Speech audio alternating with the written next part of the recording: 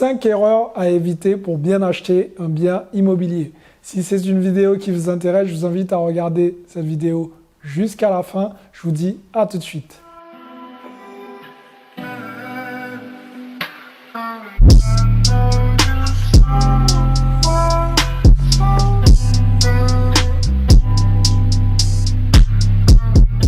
Salut à tous, je suis Xavier Prétérich, je suis l'auteur de 2 livres à succès, le livre Cave et Parking et le livre Devenir libre financièrement grâce aux immeubles de rapport.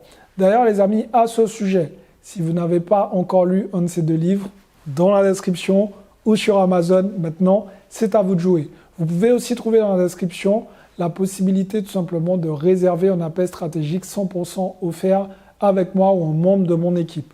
On va voir où vous avez des lacunes dans l'immobilier et on va vous aider à passer au niveau supérieur. C'est parti, quelles sont les 5 erreurs à éviter quand on veut acheter un bien immobilier?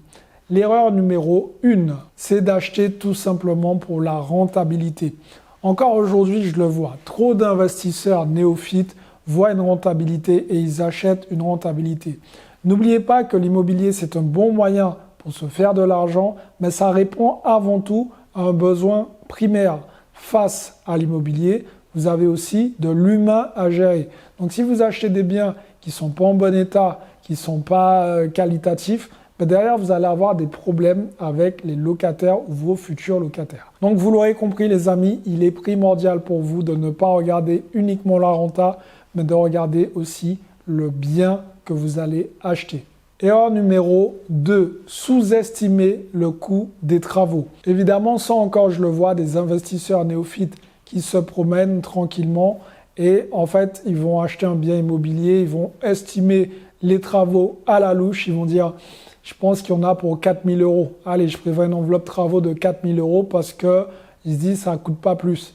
Et quand ils font appel à un professionnel, un entrepreneur, on leur dit, bah non, il y a au moins un minimum 20 000 € de travaux. Et ils se disent, ils tombent des nues. Donc en fait, moi, ce que j'essaie de vous faire comprendre, les amis, si vous n'êtes pas professionnel, si vous ne savez pas faire de travaux, n'estimez pas les travaux vous-même. Faites appel à un professionnel. Ça, c'est une erreur qui va plomber votre rentabilité et plomber votre investissement. Troisième erreur, pour les gens qui souhaitent tout simplement acheter un immeuble de rapport, c'est acheter sans vérifier la toiture. Voilà, moi je vous parle de ça, mais ça m'est moi-même arrivé et ça m'a coûté très cher.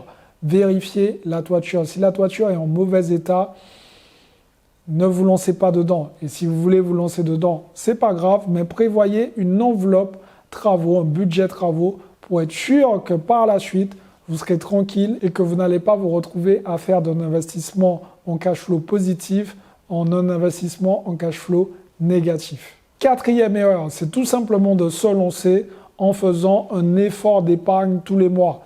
Les amis, si vous investissez, c'est pour récupérer du cash. Et si vous vous retrouvez à mettre 100, 200 € ou même 50 € tous les mois, ce n'est pas une bonne opération. Donc ça, c'est une mauvaise opération. Donc l'objectif, c'est vraiment d'investir, mais de récupérer du cash tous les mois.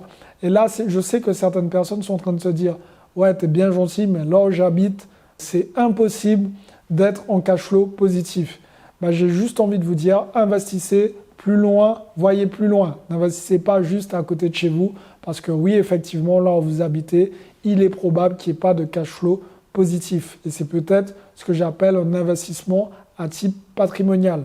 Donc l'objectif, c'est de prendre des risques, des risques mesurés bien évidemment, et d'investir un peu plus loin et d'aller chercher la rentabilité en faisant un investissement rentable.